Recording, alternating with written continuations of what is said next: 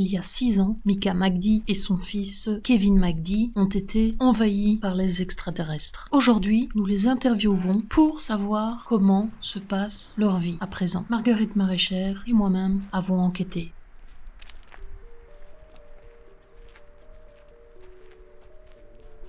Bonjour monsieur McD. 6 ans après, pourquoi, comment et qui? Bonjour, ça faisait longtemps, en fait, des extraterrestres. Ils sont atterrés en plein milieu du vélodrome, quoi. Et ils ont dit, bon les gars, vous dégagez. Il nous faut toutes les places, il y a déjà plus beaucoup de sièges. Et ils nous ont dit de partir gentiment, quoi. Là, on a fait une petite fête, c'était cool. Et ils nous ont fait goûter certains breuvages de leur recette, quoi. On ne sait pas ce que c'est, mais c'était cool. Et comment avez-vous découvert cet endroit, monsieur McD? En fait, on a marché beaucoup. Après quelques centaines de mètres, on a trouvé notre maison et on s'est tout de suite senti très bien. C'était chouette. J'aimerais bien en fait vous montrer à quel point on est bien, quoi. Alors voilà, suivez-moi. Nous, on a défini ça comme notre petit salon. Donc, voilà. C'est cosy. On a fait la déco. Ces fumées ne nous ont pas l'air très saines. Ici, il y a la télé. Ça, c'est la télé. En fait, on regarde par le trou là, on voit. Des fois, il y a un rat qui passe. Donc, voilà, c'est la planète des rats, quoi. Voilà, la déco, vous pouvez voir, on a fait une belle peinture. Bien que Mika McD nous présente cet endroit comme le salon avec la télé, Monsieur Kevin McD nous présente cet endroit comme sa chambre. Nous ne savons plus sur quel pied danser. Qui croire? Qui dit la vérité? Regarde bien.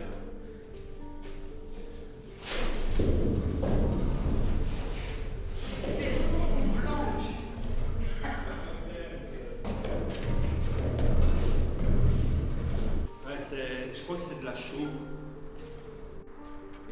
Nous nous éloignons enfin de cette chambre salon de la mort. Notre perchman commençait à cracher du sang. Messieurs McD nous emmènent ensuite vers la salle de repos. Ça c'est notre pouf. C'est un pouf qu'on a acheté chez Ikea.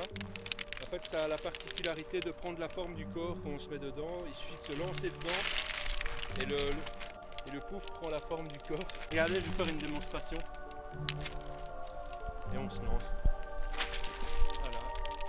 Il a pris ma forme. Hey!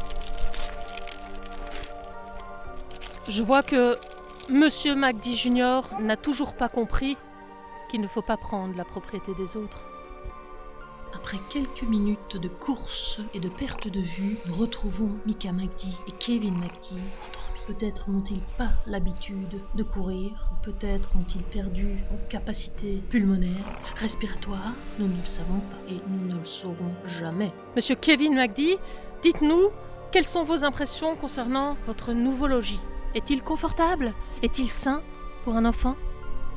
Donc au niveau des impressions en tant qu'impression 3D, je pratique beaucoup la transformation de matériaux organiques en excréments d'animaux exotiques. Donc il y a énormément de pesticides. La peste du Moyen-Orient qui est arrivée dans les années moins 200. On s'en fout. Et pour les icides? Ce ne sont pas des migrants, donc ils sont d'ici. La voie de train juste à côté sert à accueillir justement tous les migrants. Quelle voie a le train? Plutôt grave, assez... quelquefois, lors des cris très aigus, il y a énormément d'expressions de mal-être intérieur dans la voie de ce train. Et donc, ce mal-être se ressent face à l'accumulation des pesticides. Monsieur McD, en quoi votre combinaison anti-radiation vous a protégé des radiations? Ah non, ça c'est juste un gilet. C'est ainsi que se termine notre reportage. Nous souhaitons beaucoup de bonheur à Monsieur McD et Monsieur Jeune Homme McD.